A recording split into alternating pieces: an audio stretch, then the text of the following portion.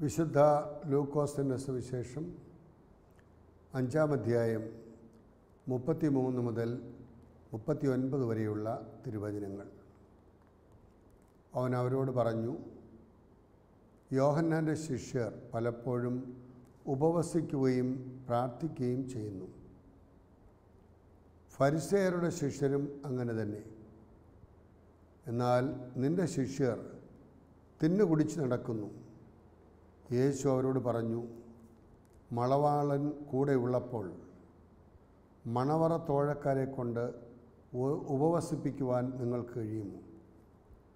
എന്നാൽ മണവാളൻ അവരിൽ നിന്ന് അകറ്റപ്പെടുന്ന ദിവസങ്ങൾ വരും.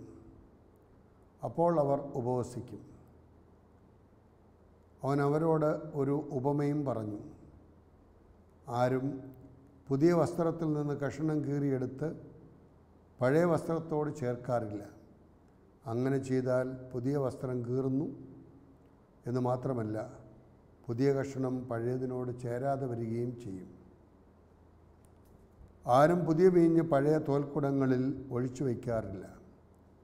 അങ്ങനെ ചെയ്താൽ പുതിയ വീഞ്ഞ് പഴയ തോൽക്കുടങ്ങൾ ഭേദിച്ച് ഒഴുകിപ്പോവുകയും തോൽക്കുടങ്ങൾ നശിക്കുകയും ചെയ്യും. പുതിയ വീഞ്ഞ് പുതിയ തോൽക്കുടങ്ങളിലാണ് ഒഴിച്ചു വയ്ക്കേണ്ടത്. പഴയ വീഞ്ഞ് കുടിച്ച് ഒരുവനും പുതിയത് ഇഷ്ടപ്പെടുകയില്ല. പഴയതാണ് മെച്ചമെന്നാണ് പറയുന്നത്. മിശിഹായിൽ പ്രിയ സഹോദരീ സഹോദരന്മാരെ, ഒരു വിരുന്നിൻ്റെ പശ്ചാത്തലത്തിലാണ് ഇപ്പോൾ നാം വായിച്ചു കേട്ട സുവിശേഷ ഭാഗം കാണേണ്ടത്. ലൂക്കോസിൻ്റെ സുവിശേഷം 5-ാം അധ്യായം 33 മുതൽ 39 വരെയുള്ള വചനങ്ങളിൽ യഹൂദരുടെയും യേശുവിൻ്റെ വത്സല ശിഷ്യരുടെയും ഉപവാസങ്ങൾ തമ്മിലുള്ള ബന്ധമാണ് സുവിശേഷത്തിൽ പരാമർശിക്കുന്ന വിവാദത്തിന് ആധാരം. യഹൂദരുടെയും യേശുവിൻ്റെയും ശിഷ്യന്മാർ ഉപവസിക്കുന്നില്ല, അല്ലെങ്കിൽ ഉപവസിക്കുന്നു. യഹൂദരുടെ ആളുകൾ, യഹൂദ പാരമ്പര്യം ഉൾക്കൊള്ളുന്നവർ ഉപവസിക്കുന്നു. സ്നാപയോഹന്നാൻ്റെ ശിഷ്യന്മാർ ഉപവസിക്കുന്നു. എന്നാൽ യേശുവിൻ്റെ ശിഷ്യന്മാർ ഉപവസിക്കുന്നില്ല. യേശുവും ശിഷ്യരും പാപികളോടൊപ്പം ഭക്ഷിക്കുന്നതിനെ, പാനം ചെയ്യുന്നതിനെ കുറിച്ചല്ല. അങ്ങനെ ഒരു പരാമർശമല്ല ഇവിടെ ഉള്ളത്. അങ്ങനെ ഒരു പരാമർശം മറ്റൊരു സ്ഥലത്ത് നാം കാണുന്നുണ്ട്. യേശു പാപികളോടും ചുങ്കക്കാരോടും ഒക്കെ ഒപ്പം ഭക്ഷണം കഴിക്കുന്നു എന്നുള്ള കംപ്ലൈൻറ്റ്. ഇവിടെ അതല്ല. ഇവിടെ യോഹന്നാൻ്റെ ശിഷ്യരും ഫരിസേയരുടെ ശിഷ്യരും ഉപവസിക്കുന്നു. എന്നാൽ യേശുവിൻ്റെ ശിഷ്യർ ഉപവസിക്കുന്നില്ല. സ്നാപയോഹന്നാൻ്റെ ശിഷ്യരും ഫരിസേയരുമൊക്കെ ആഴ്ചയിൽ 2 ദിവസം, അതായത് തിങ്കളാഴ്ചയും വ്യാഴാഴ്ചയും അവർ ഉപവസിക്കുന്നതായി ലേവ്യ പുസ്തകം 16-ാം അധ്യായം 29 മുതൽ 31 വരെയുള്ള വചനങ്ങൾ നമുക്ക് കാണാൻ കഴിയും. അത് അവരുടെ പാരമ്പര്യമായിരുന്നു. തിങ്കളാഴ്ചയും വ്യാഴാഴ്ചയും ഉപവസിക്കുക. 2 ദൃഷ്ടാന്തങ്ങളെയും ഒരു പഴമൊഴി കൊണ്ട് യേശു നേരിടുകയാണ്. യേശു ഉദ്ഘാടനം ചെയ്തിരിക്കുന്ന രക്ഷയുടെ നവയുഗത്തിൻ്റെ വെളിച്ചത്തിൽ വേണം കർത്താവിൻ്റെ ശിഷ്യന്മാർ ഉപവസിക്കുന്നില്ല എന്ന പ്രശ്നം വിലയിരുത്തുവാൻ. ശിഷ്യരുമൊത്ത് യേശു കഴിച്ചു കൂട്ടുന്ന കാലം, കർത്താവിൻ്റെ പരസ്യ ജീവിതം ഒരു കല്യാണ വിരുന്നിൻ്റെ കാലഘട്ടത്തിന് തുല്യമാണ്. യേശുവാണ് അവിടെ മണവാളൻ. ശിഷ്യർ മണവാളൻ്റെ തോഴരും. വിവാഹ ആഘോഷങ്ങളിൽ അതിഥികൾ ഉപവസിക്കേണ്ടതില്ല, ഉപവസിക്കാറുമില്ല. എന്നാൽ യേശു ഉപവാസത്തിന് എതിരല്ല എന്നുള്ള കൂടി നാം മനസ്സിലാക്കണം. ലൂക്കോസിന് സുവിശേഷം 5-ാം അധ്യായം 35-ാം വാക്യത്തിൽ നാം കാണുന്നുണ്ട്, മണവാളൻ രംഗത്ത് നിന്ന് മാറിക്കഴിയുമ്പോൾ അവൻ്റെ ശിഷ്യർ ഉപവസിക്കും എന്ന്. ഉപവാസം വേണ്ട എന്നുള്ള ഒരു ധ്വനിയല്ല യേശു പറയുന്നത്. അവർ മണവാളൻ അവരോടുകൂടി ആയിരിക്കുമ്പോൾ അതിഥികളായി വരുന്നവർ ഉപവസിക്കേണ്ടതില്ല, അവരെ ആഘോഷത്തിൽ പങ്കെടുക്കുന്നു. എന്നാൽ മണവാളൻ രംഗത്ത് നിന്ന് മാറിക്കഴിയുമ്പോൾ അവർ ഉപവസിക്കണം, അവരുടെ കടമകൾ നിറവേറ്റണം. ഉപവാസമെന്ന മത ആചരണത്തെ അപഗ്രഥിക്കുവാനും തനിമ വീണ്ടെടുക്കുവാനും യഥാർത്ഥ ചൈതന്യം മനസ്സിലാക്കി കൊടുക്കുവാനും യേശു ഇവിടെ പരിശ്രമിക്കുന്നുണ്ട്. എല്ലാ ആചാരങ്ങളും അനുഷ്ഠാനങ്ങളും യേശുവിൽ നവീകരിക്കപ്പെടണം, യേശുവിൽ അർത്ഥം കണ്ടെത്തണം. ഇക്കാര്യം അവിടുന്ന് വെളിപ്പെടുത്തുന്നത്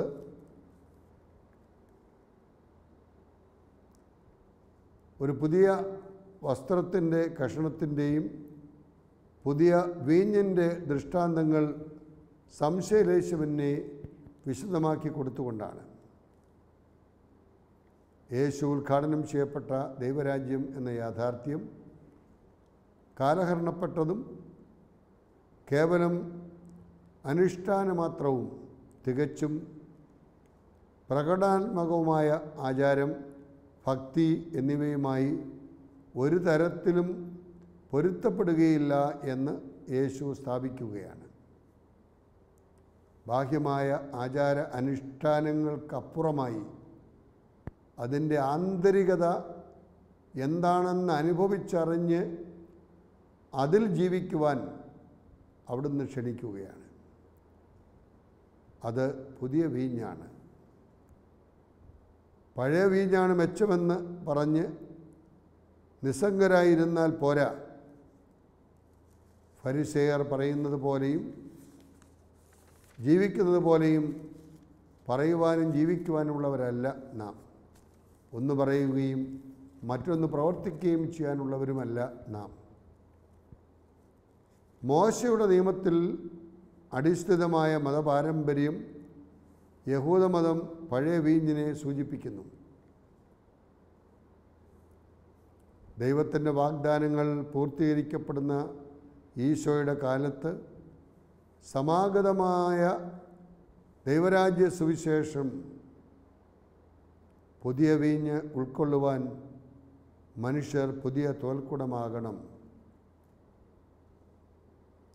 പുതിയ തുണിക്കഷണം തുന്നിച്ചേർക്കാതെ വസ്ത്രവും പുതിയതാകണം.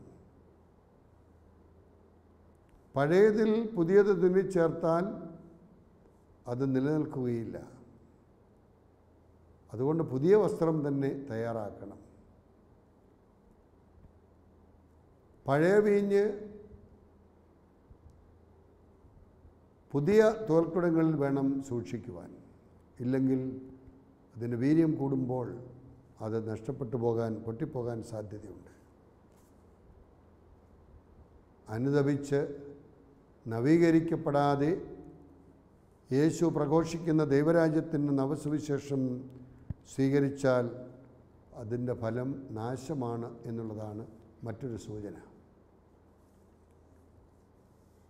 നീതിമാന്മാരെ വിളിക്കുവാനല്ല, പാപികളെ അനുതാപത്തിലൂടെ അനുരഞ്ജനപ്പെടുത്തുവാനാണ് ഞാൻ വന്നത് എന്ന് പറഞ്ഞുകൊണ്ട് നമ്മുടെ മധ്യത്തിലേക്ക് കടന്നു വന്ന ദൈവപുത്രൻ നമ്മോട് ആവശ്യപ്പെടുന്നത് അതാണ്.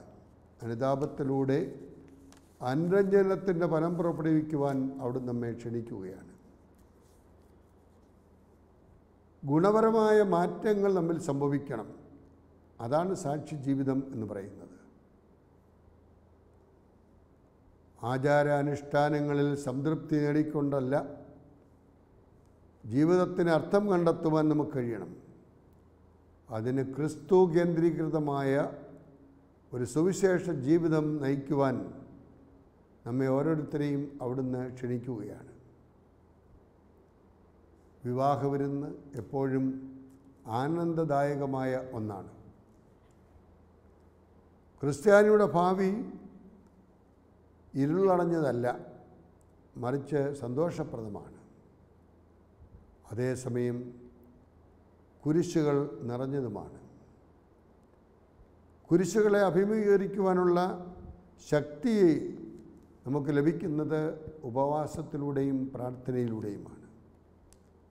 ഉപവാസത്തിലൂടെയും പ്രാർത്ഥനയിലൂടെയും അല്ലാതെ ഈ പൈശാചിക ശക്തി ഒഴിഞ്ഞു പോവുകയില്ല എന്ന് തമ്പുരാൻ നമ്മെ ഓർമ്മിപ്പിക്കുമ്പോൾ നമ്മൾ ഉപവസിക്കേണ്ട, പ്രാർത്ഥിക്കേണ്ട എന്നുള്ള ധ്വനിയല്ല അവിടുന്ന് നൽകുന്നത്.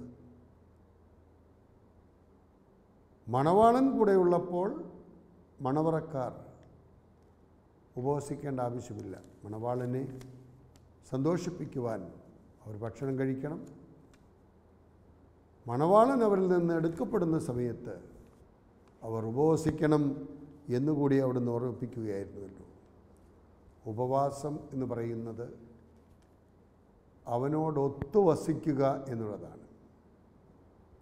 അവനോടൊപ്പമായിരിക്കുവാൻ നമുക്ക് തടസ്സമായിട്ട് നിൽക്കുന്നത് എന്താണ്?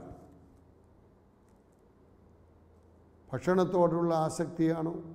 പാനീയങ്ങളോടുള്ള ആസക്തിയാണോ? അങ്ങനെയാണെങ്കിൽ അത് ഉപേക്ഷിക്കുവാൻ, ബോധപൂർവം ഉപേക്ഷിക്കുവാൻ നമുക്ക് കഴിയണം എന്നുള്ളതാണ്.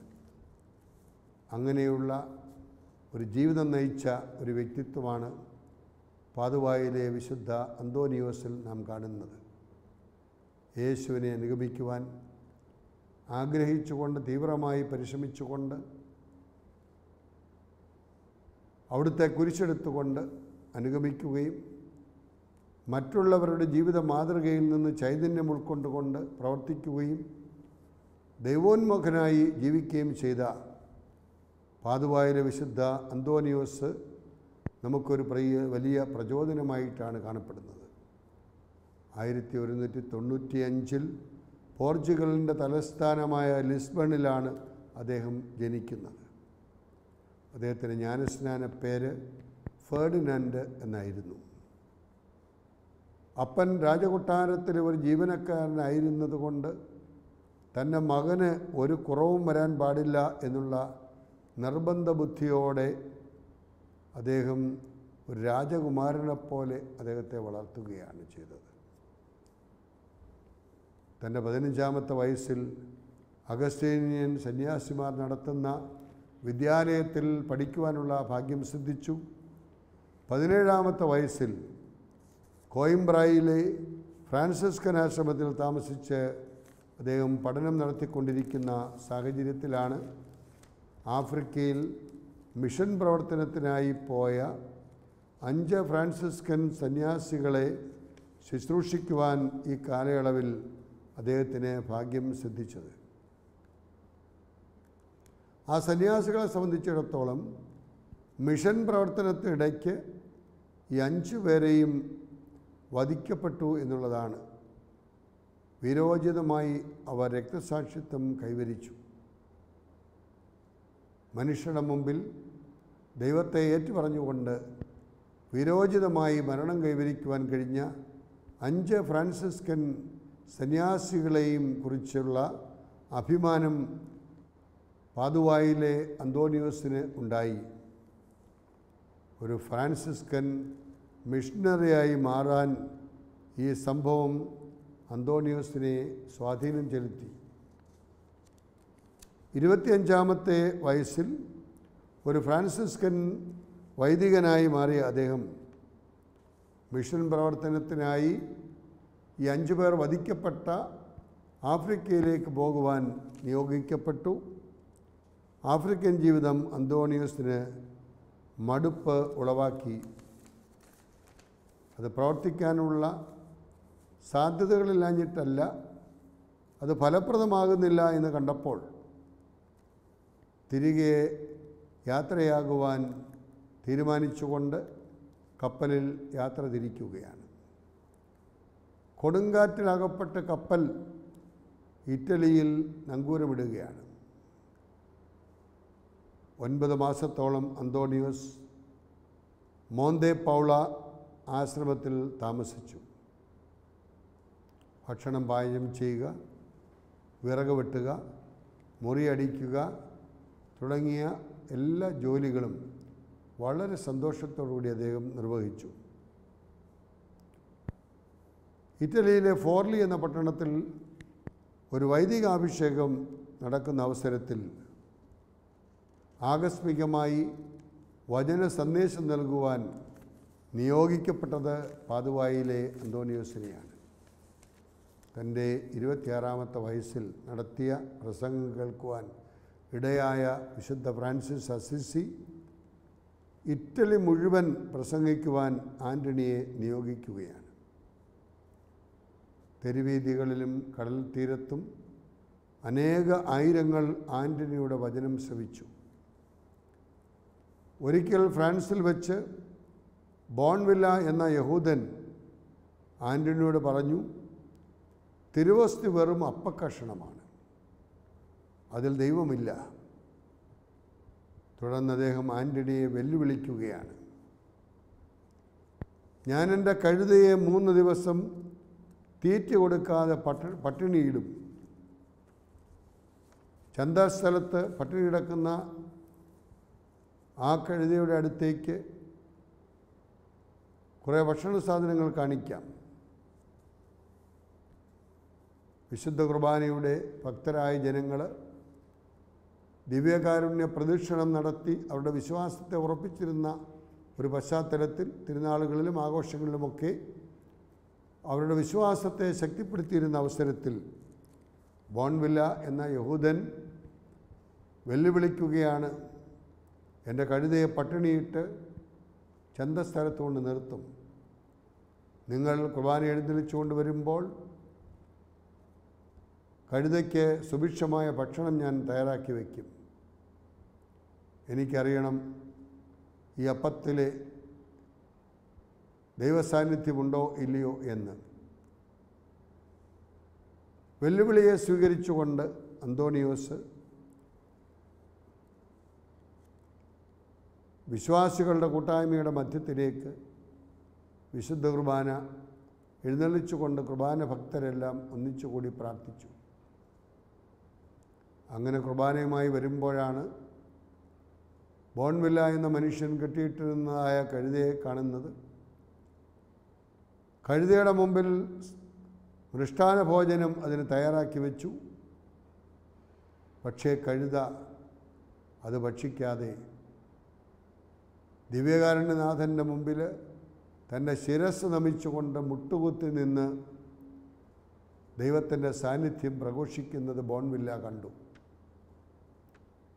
ഭൂമിയിൽ മനുഷ്യരുടെ മുമ്പിൽ തമ്പുരാനെ ഏറ്റുപറയുവാൻ കാളയ്ക്കും കഴുതയ്ക്കും ഒക്കെ സാധിക്കുന്നു, പക്ഷേ എൻ്റെ ജനമായ ഇസ്രായേലിനോ സാധിക്കുന്നില്ല എന്ന് യഹോവയായ ദൈവം അരുളിച്ചതുപോലെ കാളയും കഴുതയുമൊക്കെ സൃഷ്ടാവിൻ്റെ സാന്നിധ്യം അംഗീകരിച്ചുകൊണ്ട് ആരാധിക്കുന്ന ഒരനുഭവത്തിലേക്ക് വരുമ്പോൾ നാമൊക്കെ നമ്മുടെ വിശ്വാസത്തെ ആഴപ്പെടുത്തുവാൻ കഴിയണം. ഈ സത്യം മനസ്സിലാക്കിക്കൊണ്ട് ഈ കാഴ്ച കണ്ടുകൊണ്ട് ബോൺവില്ല അനുദപിച്ചുകൊണ്ട് ഒരു ദിവ്യകാരുണ്യ ഭക്തനായി മാറുകയും പിന്നീടത് പ്രചരിപ്പിക്കുവാൻ പരിശ്രമിക്കുകയും ചെയ്തു എന്ന് കാണുമ്പോൾ അവിടെയാണ് ക്രൈസ്തവ വിശ്വാസത്തിൻ്റെ ഉറവിടവും ഉച്ചകോടിയുമായ ദിവ്യകാരുണ്യത്തോടുള്ള ഭക്തി നമുക്കൊക്കെ ഉണ്ടായിരിക്കണം എന്ന് പാതുവായിലെ വിശുദ്ധ അന്തോണിയോസ് നമ്മെ ഓർമ്മിപ്പിക്കുന്നത്. അസാമാന്യമായ പ്രസംഗ പാടവത്തോടൊപ്പം അധ്യാപനവും അന്തോണിയോസ് സ്വീകരിച്ചു. ഫ്രാൻസിലെ മോന്തിപ്പെല്ലാർ സർവകലാശാല, ട്യൂളോസിലെ സർവകലാശാലകൾ എന്നിവിടങ്ങളിൽ ആൻ്റണി പ്രശസ്തമായ രീതിയിൽ പഠിപ്പിച്ചു. അലഗറി, സിംബോളിക് വിശകലനം എന്നിവ വഴി വിദഗ്ധമായി ആൻ്റണി ക്ലാസുകളെടുത്തു. കാര്യനിർവഹണ പ്രാപ്തി പരിഗണിച്ച് ആൻ്റണിയെ വടക്കൻ ഇറ്റലിയുടെ പ്രൊവിൻഷ്യലായി നിയമിച്ചു.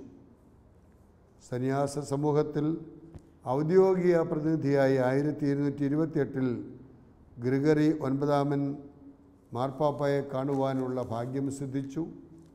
മാതൃകാപരമായ ഒരു താമസ ജീവിതം ആന്റണി തൻ്റെ ജീവിതകാലം മുഴുവൻ ജീവിച്ചു. ഉണ്ണീശോയെ കയ്യിൽ പിടിച്ചിരിക്കുന്ന രൂപത്തിലാണ് ആന്റണിയെ പലപ്പോഴും ചിത്രീകരിക്കുന്നത്. യേശുവിൻ്റെ നിഷ്കളങ്കമായ ജീവിതം, ദൈവം നമ്മോടുകൂടി എന്നുള്ള ബോധ്യം, ഇമ്മാനുവേൽ ഗോഡ് വിത്ത് അസ്, ആ യേശുവിനെ കരങ്ങളിൽ വഹിച്ചുകൊണ്ട് നിൽക്കുന്ന അന്തോണിയോസ് യേശുവിനെ ഹൃദയത്തിലും ജീവിതത്തിലും വഹിച്ചുകൊണ്ട് ജീവിച്ചതിനാൽ ഒരു സാക്ഷിയാകുവാൻ അദ്ദേഹത്തിന് സാധിച്ചു. അതുകൊണ്ട് സമാധാനപരമായി മരണം കൈവരിക്കുവാൻ അദ്ദേഹത്തിന് സാധിച്ചു. അദ്ദേഹത്തിൻ്റെ നാമകരണ പരിപാടികൾ റോമിൽ ആരംഭിച്ചു. നാമകരണ പരിപാടികളുടെ ഭാഗമായി കബറിടം തുറന്നപ്പോൾ ആന്റണിയുടെ നാവ് അഴിയാതിരിക്കുന്നതായി കണ്ട് വിശുദ്ധ മനോവഞ്ചർ ഇപ്രകാരം പറഞ്ഞു: ഭാഗ്യപ്പെട്ടവനെ, നീ എത്രമാത്രം ദൈവസ്തുതികൾ പാടി. അതേ പ്രിയ സഹോദരങ്ങളെ, പാതുവായിലെ വിശുദ്ധ അന്തോണിയോസ് തമ്പുരാൻ്റെ ചൈതന്യം ഉൾക്കൊണ്ടുകൊണ്ട് സ്വയം പരിത്യജിച്ച് അവിടുത്തെ അനുഗമിക്കുവാൻ ഇറങ്ങിപ്പുറപ്പെടുകയും ആഫ്രിക്കയിൽ മിഷനറിയായി പ്രവർത്തിച്ച 5 സന്യാസികൾ രക്തസാക്ഷിത്വം വരിച്ച പശ്ചാത്തലത്തിൽ അവരെ ശുശ്രൂഷിക്കുവാൻ ഭാഗ്യം സിദ്ധിച്ച അദ്ദേഹത്തിന് അവർ മരിച്ച ശേഷം അവരെപ്പോലെ ഒരു മിഷണറിയാകണമെന്നുള്ള തീവ്രമായ ആഗ്രഹത്താൽ അവിടേക്ക് കടന്നു ചെല്ലുകയും അവിടെ പ്രവർത്തിക്കുകയും ചെയ്തു.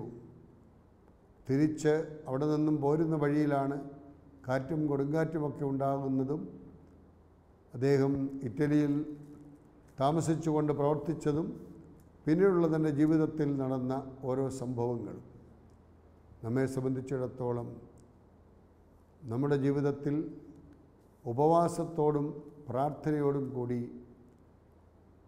ദൈവം നമ്മെ ഫലമേൽപ്പിക്കുന്ന ദൗത്യം മനസ്സിലാക്കി അതനുസരിച്ച് പ്രവർത്തിക്കുവാൻ സർവശക്തൻ നമ്മെ ഓരോരുത്തരെയും വാഴ്ത്തി അനുഗ്രഹിക്കട്ടെ. ഉപവാസം വേണ്ട എന്നല്ല, ഉപവാസം അവനോടൊത്ത് വസിക്കുന്ന ഒരനുഭവം നമുക്കെല്ലാവർക്കും കൂടിയേ തീരൂ.